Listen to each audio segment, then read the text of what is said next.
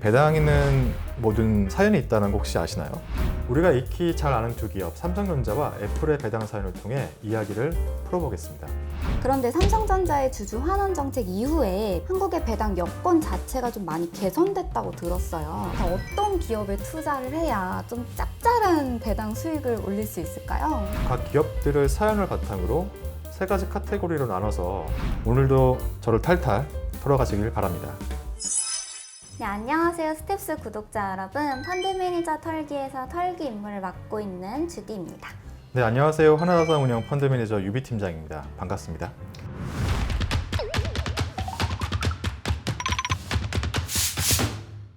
네, 팀장님, 지난 시간에는 투자 기준이 되는 자신만의 줄자를 함께 만들어 보자는 이야기를 나눠봤는데요.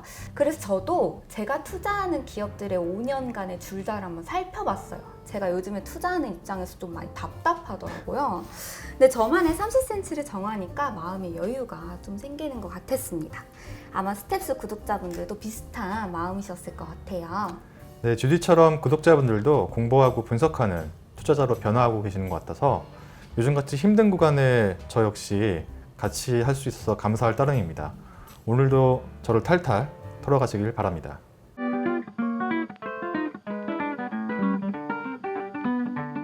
그러면 오늘의 키워드부터 함께 살펴보겠습니다.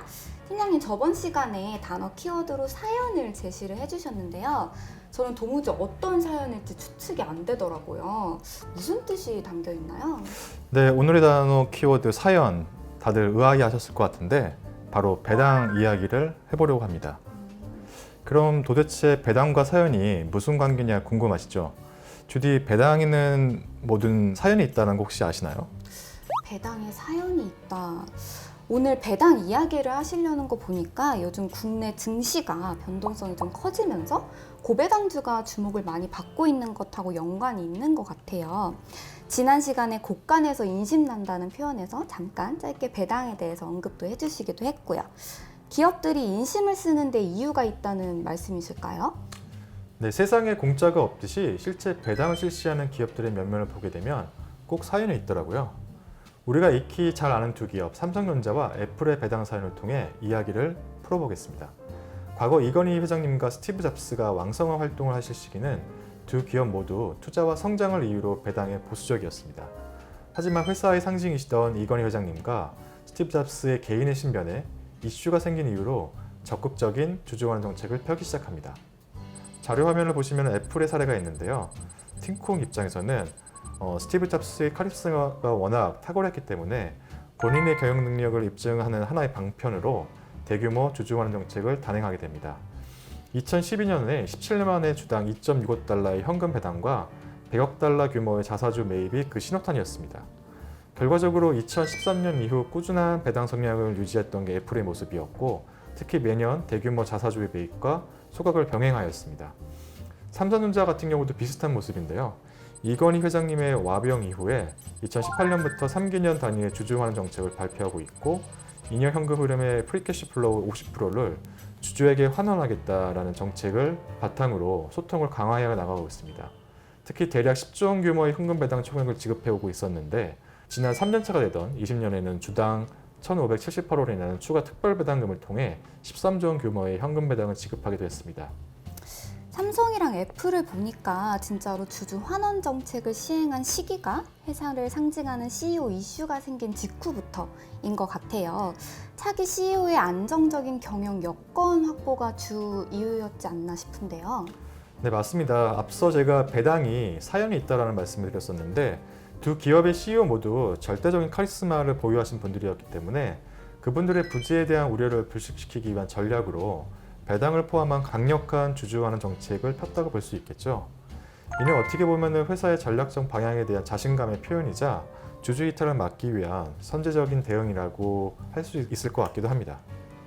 네, 이렇게 팀장님 말씀을 들어보니까 배당에는 사연이 있다라는 말이 어떤 뜻인지 와닿는 것 같습니다. 그렇다면 실제로 배당을 실시한 이후에 투자 심리에는 어떤 영향을 미쳤을까요? 네, 가장 드라마틱한 기업이 애플이라는 생각이 드는데요. 애플은 자사주 매입과 소각에 상당 부분 열을 올리는 모습을 보여줬습니다. 이러한 애플의 주주환원 정책이 결과적으로 워렌 버핏의 최애 종목 중에 하나로 자리매김하지 않았나 싶고, 그런 주주환원 정책을 통해서 유통 주식 수를 37.5% 정도 감소시키는 영향을 주었고요. 그러다 보니까 애플 주가가 팀 쿡이 CEO로 맡고 있는 현재까지 10년 동안 대략 1200% 상승하는 모습을 보여주고 있습니다. 삼성전자도 결과적으로 상당 부분 비슷한 모습을 보였다고 보고 있는데요. 삼성전자의 경우도 대규모 주주환원 정책을 실시한 후에 재계 전반에 걸쳐 배당에 대한 시각이 많이 변화하는 모습을 볼 수가 있었습니다. 이러한 부분들은 코스피 시장 전체로 봤을 때도 긍정적인 방향으로 개선되기는 전환점이었다고 생각합니다. 네, 단순히 배당금의 절대 금액이 얼마인지도 중요하지만 배당을 지급하게 되는 그 이유, 그 이면의 사연에도 주목을 해야 된다는 말씀이신 것 같아요. 네, 기업에서 맨 처음 배당을 시작하게 된 이유가 뭔지 주목할 필요가 있다고 생각합니다. 우리가 투자하는 기업의 히스토리를 살펴보는 것은 투자의 출발점이기 때문이기도 하고요.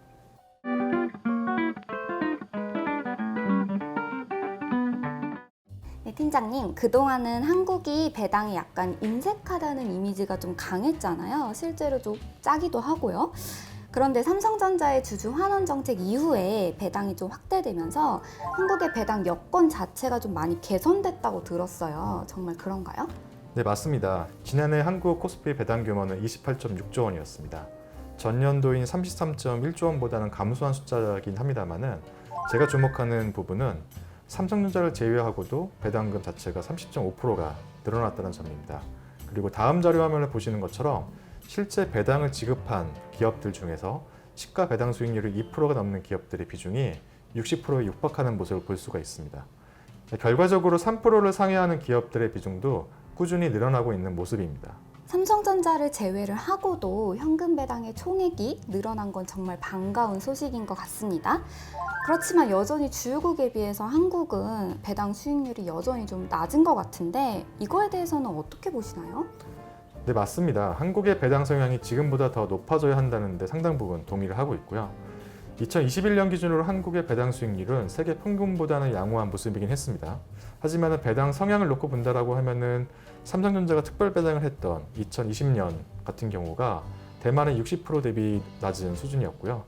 2021년도 같은 경우에는 대만은 예년 수준을 유지한 반면에 한국은 삼성전자의 특별 배당을 제외하고 놓고 보니 대략 한 18.7%에 대한 모습을 보여주고 있습니다.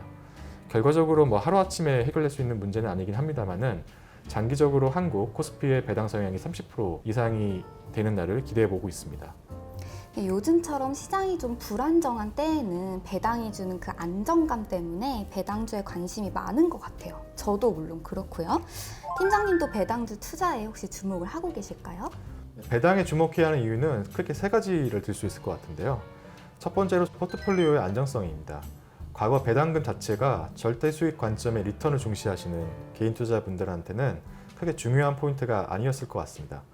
하지만 포트폴리오 안정성을 생각해 본다라고 하면은 배당금 자체에 대해서 한 번쯤 생각해 본다고 생각합니다. 두 번째로는 ESG 경영 측면에서 가버넌스 제고 측면에서는 주주환원 정책의 강화가 점점 더 우리가 확인할 수 있을 것 같고요. 그에 따라서 배당금이 늘리고 있는 기업들이 많음을 앞선 자료에서 우리는 확인할 수 있었습니다. 마지막으로 최근 상황하고 상당히 비슷한데 기준금리 인상 사이클의 도래입니다. 러시아의 우크라이나 침공 같은 대외 변수로 불확실성이 커지는 현재의 시장 상황을 놓고 본다라고 하면은 3화에 말씀드렸던 나만의 줄자, 밸류에이션과 함께 배당금 자체가 투자 판단을 함에 있어 확실한 바텀 밸류를 잡아주는 역할을 한다고 볼 수 있습니다.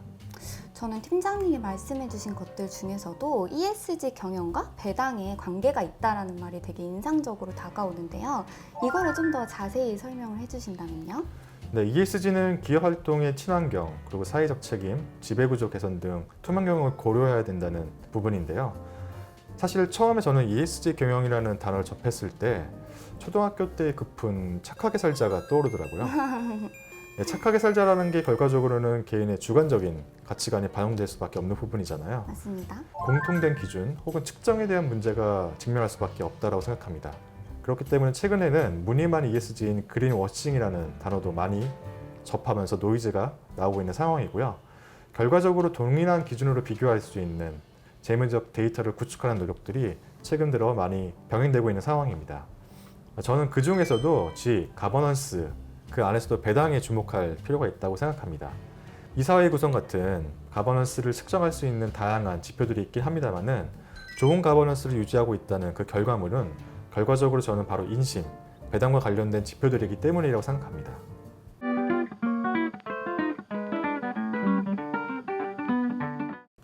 팀장님, 그러면 대체 어떤 기업에 투자를 해야 좀 짭짤한 배당 수익을 올릴 수 있을까요? 짭짤함이 좀 눈에 띄긴 하는데 저는 배당 투자는 근로소득보다 자본소득을 더 크게 만드는 첫 걸음이다라고 생각하고 있습니다. 특히 스마트한 개미분들 같은 경우에는 월배당 혹은 분기배당을 하는 국내의 주식들로 전체 포트폴리오를 구성하는 분들도 계시더라고요. 또 제가 서두에 모든 배당에는 사연이 있다는 말씀을 드린 것처럼 저는 각 기업들의 사연을 바탕으로 세 가지 카테고리로 나눠서 배당 관련된 포트폴리오를 구성하는데요. 첫 번째는 패러다임의 변화, 두 번째는 성숙한 배당, 세 번째로는 배당의 성장, 이렇게 나눠볼 수 있을 것 같습니다. 관련 기업들의 사례를 몇 개 보여드리겠습니다. 투자 추천의 의미로 말씀드린 기업이 아니라 하나의 사례에 불과하다는 점 기억하시고 함께 살펴보기로 하시죠. 첫 번째, 패러다임의 변화입니다. 앞서 언급했던 삼성전자와 애플과 같은 사례의 기업입니다. 기존의 배당에 상당히 보수적인 기업들이 어떤 사연으로 인해서 이례적으로 주주환원 정책을 천명하는 등 인심을 베풀기 시작하는 형태인데요. 이런 경우 경영진이나 오너그룹들의 사연이 당연히 존재하기 마련이고 어떤 트리거가 작용했는지 한 번쯤 생각해 보실 필요가 있습니다. 또 경우에 따라서는 배당만을 목표로 하는 기업 사냥꾼일 가능성이 있기 때문에 이러한 부분도 유념할 필요가 있습니다. 두 번째로 성숙한 배당입니다. 공기업 등 절대 오너 지분보다 주주가 상당히 분산되어 있는 기업일 가능성이 높고 이런 기업들은 보통 안정적인 현금 창출력을 바탕으로 꾸준하게 배당을 하는 기업들이라고 볼 수 있습니다. 예를 들면 KTNG 같은 기업들은 본인만의 배당 수익률 밴드값을 갖고 있기도 합니다. 담배라는 외향적인 성장이 제한적이기 때문에 확고한 주주환원 정책을 갖고 있는 거고요. 세 번째로는 배당의 성장입니다. 꾸준히 DPS 자체가 올라가는 기업이라고 볼 수 있는데요. 배당은 당연히 하방 경직성이라는 것이 존재합니다. 용돈이라고 저는 볼 수 있을 것 같은데 10만 원 하던 용돈이 5만 원이 된다면 그 상실감은 어쩔 수 너무너무 없겠죠. 상실할 것 같은데요. 그렇기 때문에 이런 배당이 꾸준히 올라가는 기업들 중에서 절대 배당 수익률 역시 올라가는 기업들이 상당히 저는 주가 시세 역시 보여줬다고 생각합니다. 대표적인 케이스가 SO일이라고 저는 볼 수 있는데 자료 화면을 보시면은 SO일 같은 경우에 일단 아람코라는 외국인 대주주가 있고 본인들의 업황에 따라서 비교적 솔직한 배당의 모습, 배당의 사연을 보여주고 있다는 부분입니다. SO일은 회사가 돈을 버는 것에 따라서 DPS가 꾸준히 오르락 내리락 하는 모습을 보여주고 있고요. 비교적 주가의 흐름도 배당의 흐름과 비슷한 모습을 보여주고 있습니다. 역설적으로 SO일의 주가의 바닥은 무배당을 결정했었던 2014년도, 2020년이 주가의 바닥이었던 부분을 우리는 경험치로 알 수 있을 것 같습니다. 팀장님 말씀처럼 세 가지 카테고리로 나눠서 배당을 살펴보니까 좀 큰 그림이 그려지는 것 같습니다. 배당주에 투자할 때 또 추가로 고려하거나 좀 주의해야 될 점이 있을까요? 저는 배당을 투자할 때 특히 배당 투자의 역설적 함정이라는 부분에서 말씀드리고 싶은데요. 5%의 시가 배당 수익률을 추구하고 투자를 했는데 절대 수익률이 마이너스 10%의 투자 손실을 본다라고 하면은 심적으로 상당히 아이러니하겠죠. 그래서 이런 관점에서 저는 배당의 세 가지 S에 주목을 하고 있습니다. 먼저 과도하지 않은 배당 성향의 서스테이너빌리티라고 할 수 있을 것 같은데요. 여기서 과도하지 않다라는 의미는 배당의 사연이 불순하지 않다라는 의미입니다. 일부는 배당만을 빼먹기 위해서 적대적인 M&A를 하는 사례도 왕왕 있었기 때문입니다. 더불어서 과도하지 않다라는 의미는 쉽게 표현하는 곡간이 텅 비지 않을 만큼이라고 볼 수 있을 것 같습니다. 두 번째 사업 영역에서의 플러스 현금 흐름 창출의 서스테이너빌리티입니다. 앞서 삼성전자는 본인들의 사업에서 발생하는 잉여 현금 흐름의 50% 한도 내에서 현금 배당을 지급하겠다는 주주환원 정책을 이야기했었는데요. 여기서 플러스인 점이 중요하겠죠. 세 번째는 성장성을 바탕으로 배당 성장의 서스테이너빌리티입니다. 잉여 현금 흐름이 발생하는 가운데 과도하지 않은 수준의 배당이 중요하고 다른 한편으로는 미래 투자도 병행되어야 하기 때문에 지속 가능한 곡간의 출발점이 되지 않을까 생각합니다. 결과적으로 과도하지 않은 배당 성향 플러스 현금 흐름 이를 바탕으로 점점 커지는 곡간 속에서 절대 배당금의 증가가 유기적으로 엮이는 것이 중요하다고 생각합니다. 오늘 배당에 대한 개념이 딱 잡힌 것 같습니다. 앞으로 투자할 때는 기업의 배당 사연도 살펴보는 것을 잊지 말아야겠어요.